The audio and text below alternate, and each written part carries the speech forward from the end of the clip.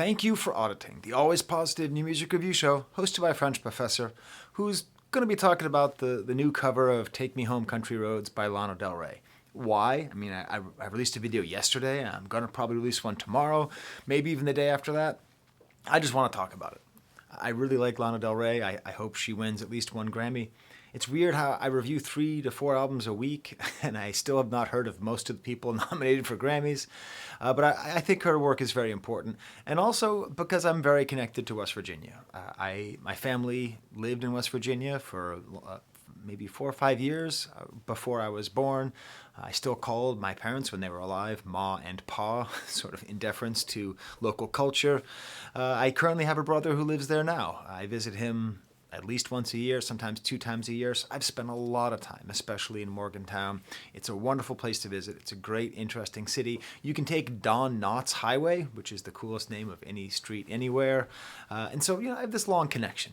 My father's even in Robert Byrd's autobiography. Like, that's how deep my West Virginia ties go.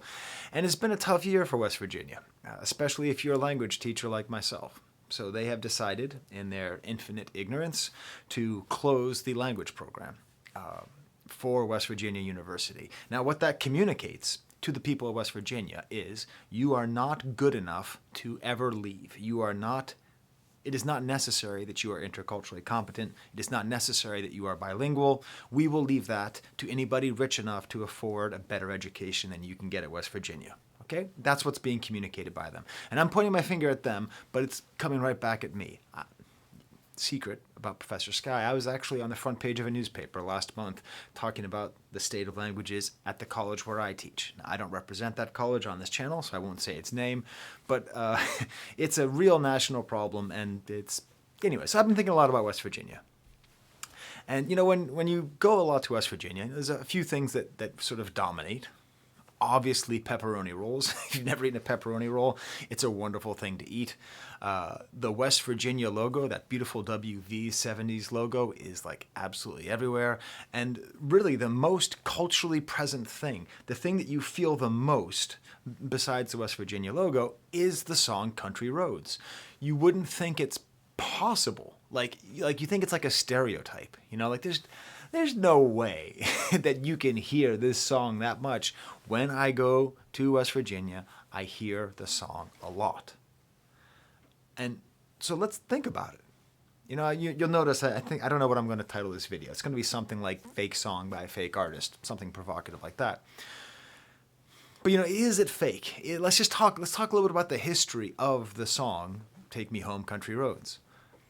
It's a song which, based on my observation and based on my conversation with West Virginians, for the most part, it is a loved song. It is a part of their cultural heritage. It speaks of and to and for them, okay?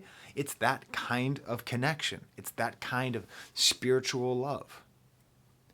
But its creation, and I'm including the new cover, has nothing to do with West Virginia.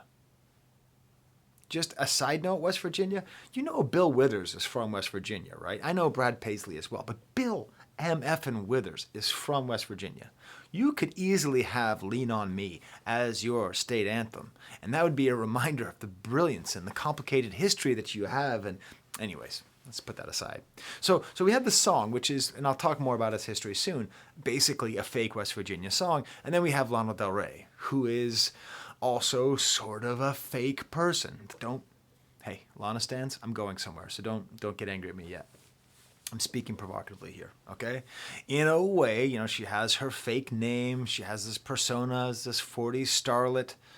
And there's this whole debate that's going on about whether or not she really is of the people and whether or not she grew up rich or poor. And she's going on TikTok and Instagram and defending why she's rich or poor, which first of all is just a totally fake argument. It's all just misogyny. We all feel anytime anyone can take a chance to take down a female artist for any reason, they will. And so if saying that she's a rich girl, then they will. If it benefits them to say something else, they will. Fundamentally, it doesn't matter. I'm not interested in Lana Del Rey because obviously,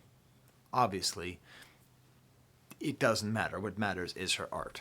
So the question is this a fake West Virginia song sung by a fake singer, or Is this the soul of a state, has communicated by a modern master of soul and heartbreak?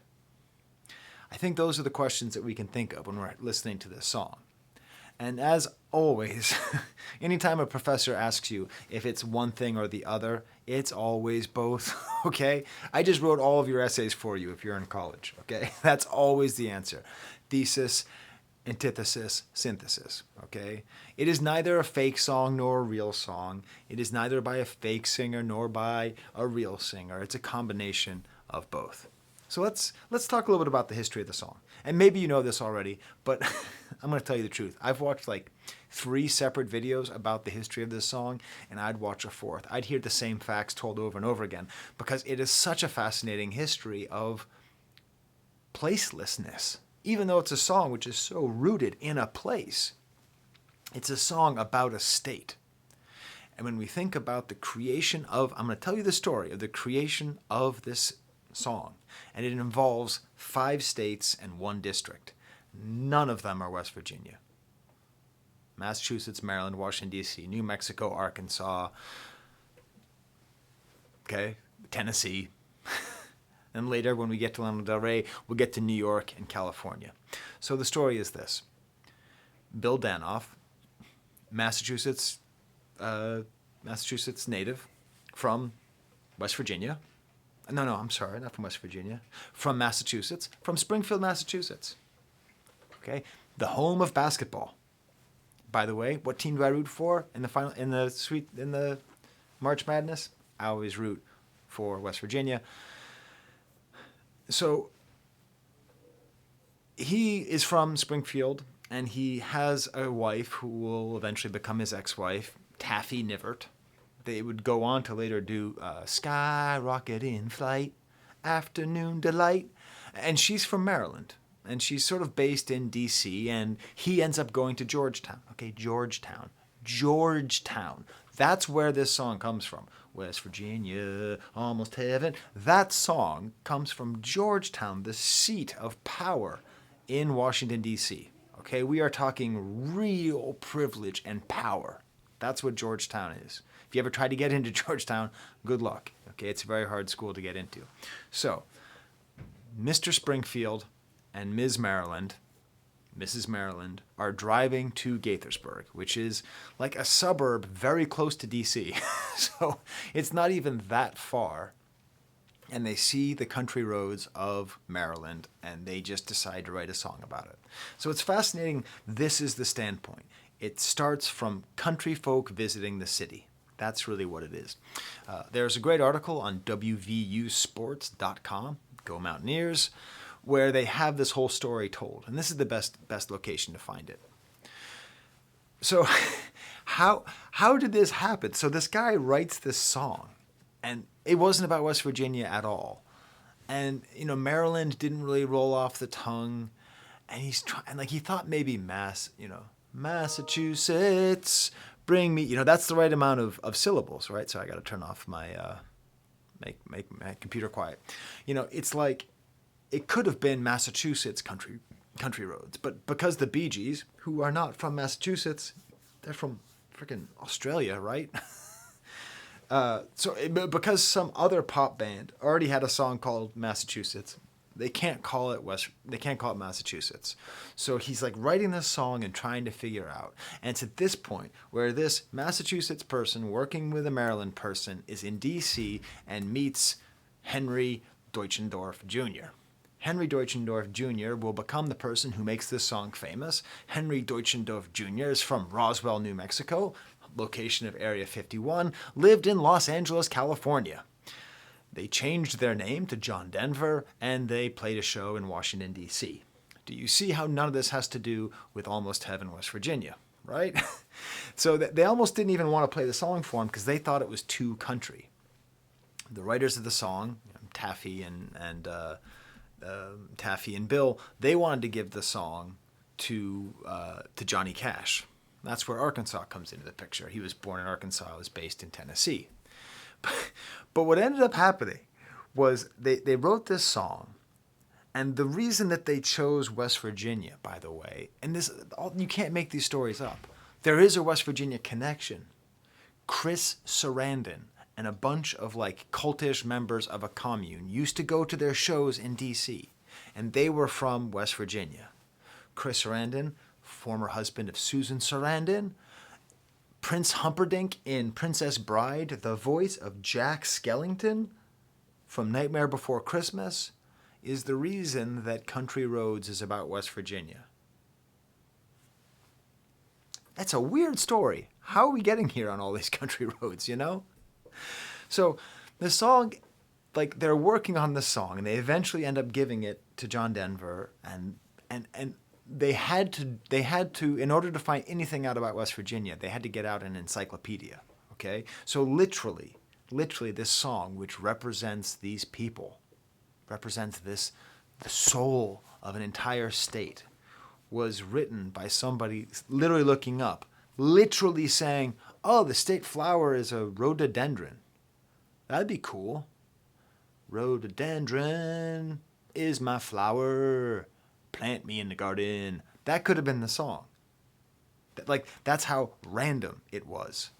That's why they talk about the Shenandoah River and the Blue Ridge Mountains, which aren't even in West Virginia. Okay, I could write a better song from the heart about West Virginia, and I don't live there. I'd talk about the Mahoganahelia River and the Mahoganahelia River. Okay, I can't pronounce either of them. If you're from Morgantown, you'll laugh at my attempts. And they end up getting together, and apparently all John Denver added was the term "all my memories." And so they go, in order to get the most like authentic feeling of this song, which would come to incarnate a certain kind of Appalachian soul and feeling, they recorded, of course, in the capital of rural beauty and grace, Manhattan, New York City. That's where they end up recording the song. And interestingly enough, the song is loved today, and it is, according to the writer, Bill Davidoff, he gets the most royalties, not from West Virginia, not from California, from Germany and Austria. And the thing is, I've heard this song more outside of the country than I have even in West Virginia. This song is so big in Germany and Austria and France, all over the place. So how is this possible? What makes it possible is what the song is actually about. It's not actually about the people of West Virginia from it. It is the city dwellers' feeling of wonder at the rural. It is a story about industrialization and about the urbanization of America and by extension the world, in which people who live in suburbs and live in cities just travel 5 miles outside of their usual path, and they see these roads and they see this nature that they or their ancestors have abandoned, and they feel this connection to the sense of home. It is not for the rural. It is not for West Virginians. It's for the rich men north of Richmond, okay? It's for the people who drive through West Virginia, like I have many times. I think it's Route 70 is the beautiful one. Is that it? I'm trying to remember. I remember one time I was driving through West Virginia. I was going down to Maryland, and I remember having this feeling of like, this is the most beautiful place I've ever been, and I was just on a highway. Seriously, it was just a highway, or maybe 60. Tell me in the comments if you know. Hopefully my brother will comment. What's the one that connects Frostburg and Morgantown? That like there's the main road that goes super fast, and there's the other one that kind of goes through the mountains. I wanted to create when I was in that moment. And Taffy and John Denver and Davidoff, they all worked together to make this. So of course it's not a fake song, but it's not a real song either. It's like a landscape painter who lives in the city, takes a train and goes out to the countryside, gets out his easel and paints a beautiful picture of mountains and birds and trees, and then takes the painting back and goes to New York City and puts it up on the wall, and all the people who go by the gallery go, oh my God, that's just what it feels like to be in nature. It's not someone who is in it, but someone who appreciates it. So, what does that all have to do with Lana Del Rey? New York born, California based. Still, no West Virginia involved in the creation of this art, okay? Apparently, she was in Charleston, West Virginia, the capital, if you didn't know, where one of my brothers was born. The other one was born in Morgantown. And then, so she was there, and she was just moved by being in West Virginia. And she was moved by the song. And so, really, her cover is perfect. It perfectly encapsulates the spirit of the song because she was moved by the idea of West Virginia. And, why does this song work in other countries? Because every country has West Virginia. Every country is modernized. Every country has that connection. The words are so simple. Take me home, country roads. You understand what that means. You're able to understand what it means almost immediately. It becomes this universal anthem of urban alienation. So this version is great. And the main reason that I like this version, the main reason I want this version to succeed is we need more versions of this song. Like if I have to hear this song, like whatever, 10 times a year for the rest of my life, why not hear this great version? It's all produced by Zach Dawes, who does a lot of her production, and it's not guitar-led. Okay, so John Denver's version's like very country-ish. Like I don't think it's on a banjo, but it sounds like it could be the way it's plucked. It's an outdoorsy porch song. It's a song where you can picture it being sung around a campfire underneath the Virginia mountain ranges. I mean West Virginia mountain ranges. But this version isn't. This is an inside version. It's piano-led, right? You can't imagine. There's no pianos in the wilderness, right? So it's a Lana Del Rey piano song. Her melismatic, beautiful work, her phrasing is right there just off in the beginning. Almost heaven. Like just the way, like if you wanted to do a study, like what is Lana Del Rey's style? What is her, just take that word heaven and that's what it is, right? It's how she sings that one word, heaven, even better than I sing it. When I was listening to this version, it made me realize, like almost heaven is their slogan. Like the slogan of the state is taken from the song written by someone from my home state of Massachusetts. And what's interesting is when you think about the lyrics, it's life is old there. So this is the clear indication that the song is never meant to be sung as though it's by someone who lives in West Virginia. Because life is old there. That's what's called a demonstrative pronoun. No one cares about languages, but I'm going to teach you anyways. A demonstrative pronoun is here and there. So if it's life is old here, this is where we live. This is our holler. And that's a West Virginia term. Okay, I mentioned pepperoni rolls and hollers, so I think I get some credit. Geno Smith, Bob Huggins. Okay, I'm done. Jerry West. But, like the idea of life is old there really does help to indicate the amount of distance that we feel here. I do like the small country details of a little pedal steel. And then the chorus at the end, the choir at the end, it's for the sing-along. And that's really the strength of the whole song. It's just that people can sing it. And people can sing it and feel a sense of home. I was trying to figure out the album cover, like the origin of the album cover, but unfortunately, like you can't really do that because the word cover, it's a cover of a song. But it's this interesting image of this sort of, 3 generations of women or maybe 2 generations of women just all kind of leaning on each other. And it has that sense of being all together and connected and embracing. So is this a good cover? That's awesome. It's great. She sings it. I like it more than the original. I find the original's production to be a little bit dated, and I've heard it too much. And it's totally faithful to the original. It is completely true to the original. It is a city mouse doing a portrait of the country and how it makes her feel. She's still the center of it. It's never about the people that live there. It's about the people who observe them, which does bring it some level of inauthenticity. But then the fact that the people themselves have taken the song and made it theirs, thereby undoes that work. Life is complicated. There's no good guys, no bad guys. And I think it's a great song. Okay. Till next time, go Mountaineers. Please study languages. There's the camera.